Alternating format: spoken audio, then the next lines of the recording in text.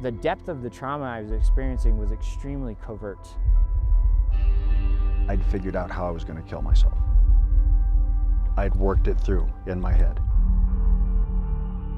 And I had a plan. I had no idea why and hit this severe suicidal spiral. There's people that fail to fully understand it who think it's a cost of doing business. For many soldiers and first responders, it's been a long road carrying the weight of their unseen scars. Now this ranch in southern Arizona is opening up a new path to healing our heroes. We were in Baghdad in 2007. Former Army Major Josh MANTZ says his struggle with depression and suicide started when he died. I remember very distinctly the last moment of my life. We're engaged by an enemy sniper. At first, I didn't know that I was shot. A few seconds later, I consciously took my last breath, said my last thought, and I died. I woke up about 2 days later in the green zone to learn that I flatlined for 15 minutes straight. He was back fighting with his men 4.5 months later, but says it took him a decade to find purpose and meaning in his second life. So I believe that no one could possibly understand the depths of what I was experiencing. Suicide is a disease, maybe an epidemic of hopelessness. And if we can create hope in somebody's life, then they're going to survive. Retired Navy bomb tech Ken FALKE has seen the scars of combat. He's lost plenty of brothers on the battlefield, but says we can all do more to help the hundreds of thousands who come home with deep and often invisible injuries. PTSD is like driving a car with your foot on the gas and your foot on the brake in full capacity and looking in the rearview mirror.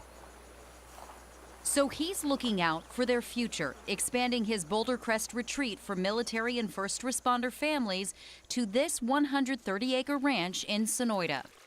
We need a new and innovative approach to treating PTSD. Where is it? Here. We hope so. This is the original homestead from the Apache Wars in the late 1800s, the perfect place to bring these hurting heroes back to their warrior roots.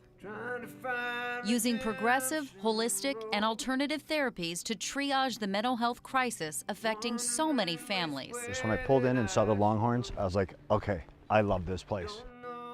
I feel like I'm on a movie set out here. It's so gorgeous. It's also a light pulling first responders out of dark places. I didn't have a resource like Boulder Crest available to me. Former undercover ATF agent Jay DOBYNS infiltrated the Hells Angels and nearly lost everything 9 years ago. When my true identity was revealed, I started receiving death threats. An arsonist set his home on fire while his wife and kids were sleeping inside. That was intended for me. He says first responders who protect our families often put their own at risk. There was a contract out to videotape the gang rape of my wife.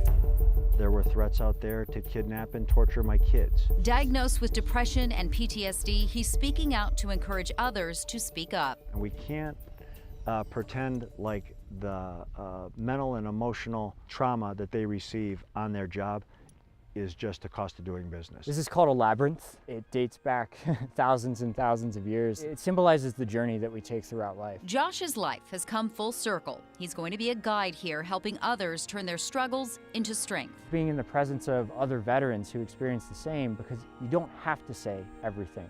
There's an energy there and there's a common understanding that can still fulfill the gap of that connection. Showing them while they can't change the stories of their lives, they can make peace with their past and write their own ending. There's nothing more powerful in overcoming trauma than the power of human connection. Nicole Kreitz, 3TV.